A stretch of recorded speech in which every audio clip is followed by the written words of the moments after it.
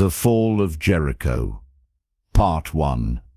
A new leader, a new land. Good evening, dear listener. As you settle into your quiet space, let your mind grow still like a calm river at dusk. Breathe in slowly and let it all go.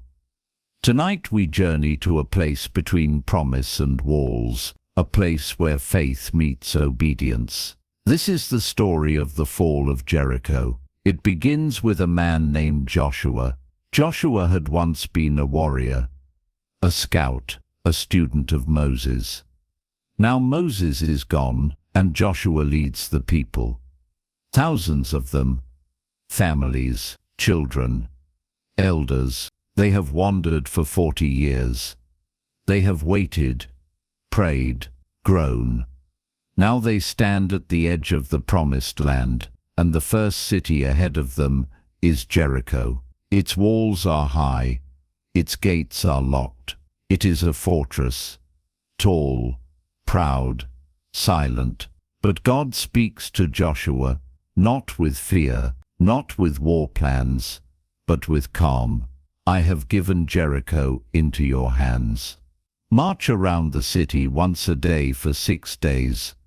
On the 7th day, march 7 times. Then blow the trumpets and shout. Joshua listens, doesn't question, doesn't try to change it, because he trusts the voice. He turns back to the camp, to the people, and begins to prepare for something no one has ever seen before. Let that truth rest with you. Faith doesn't always begin with answers.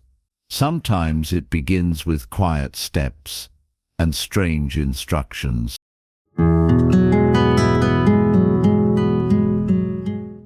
Part 2. Quiet steps around tall walls. The sun rises. The camp stirs. No weapons are lifted. No ladders are built. Instead, the people line up, quiet, calm, curious. At the front are the priests, carrying the Ark of the Covenant, the golden chest that holds the tablets of the commandments, the sign of God's presence. Behind them, 7 priests with ram's horns. Then the people, men, women, children, all silent, all ready. They begin to walk around Jericho. The walls rise above them, thick stone, immovable. From the top, Jericho's people watch. They expect war, swords, noise, a charge. But instead, Israel marches quietly. No shouting, no chaos, only footsteps and the soft sound of horns. Once around the city, then back to camp. No stones fall, no doors open, just silence. And they do it again, the next day, and the next. For 6 days, one circle, then back. The people don't grumble, they don't question, they follow, because they trust something deeper than what they see. Let that settle in you tonight. Sometimes progress looks like repetition. Sometimes the most powerful steps are the quiet ones.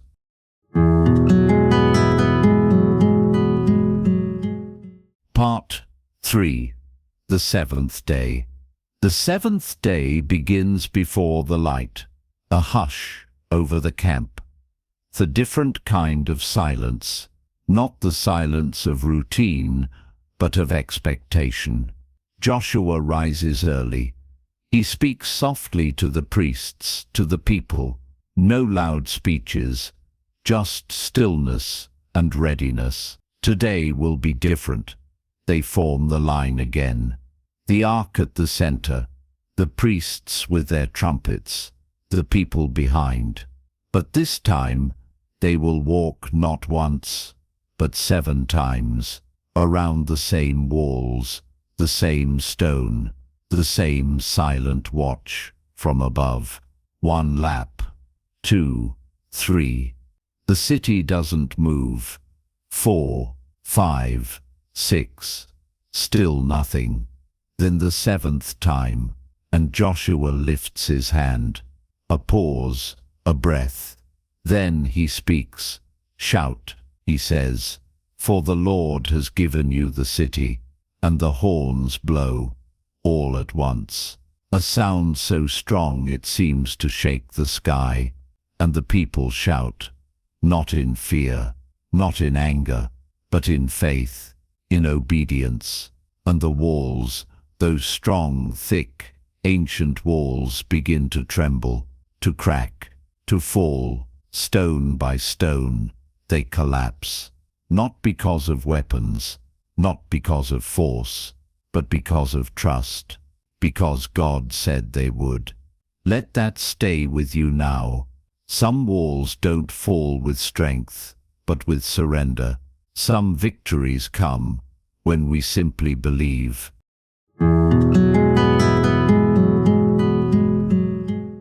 Part 4. A promise kept. As the dust settles, the walls of Jericho lie in ruins. What once stood tall and proud is now broken, open, silent. The people of Israel move in, not with destruction but with purpose, because Joshua had given instructions, clear and careful. Do not take anything for yourselves. This victory belongs to God. And there was one more promise to keep. Before the battle, Joshua had sent 2 men into the city, spies, who had been sheltered by a woman named Rahab.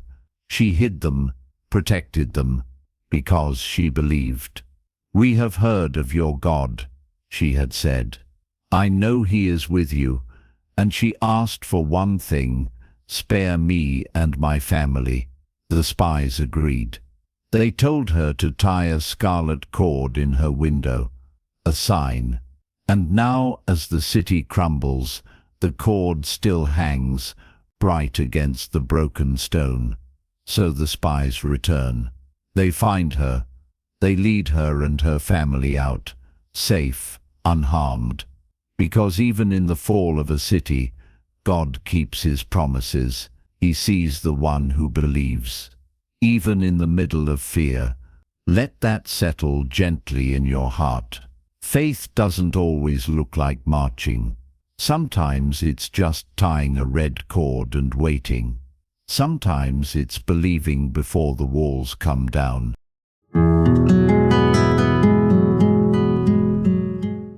Part 5.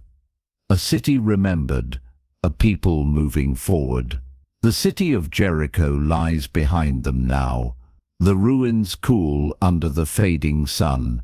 Smoke rises gently from the broken stones. But the people, they do not stay there. They move forward, step by step, into the land that was promised. Not because of their strength, not because of their numbers, but because they trusted the one who told them to walk. Joshua stands with his people. He looks out across the land.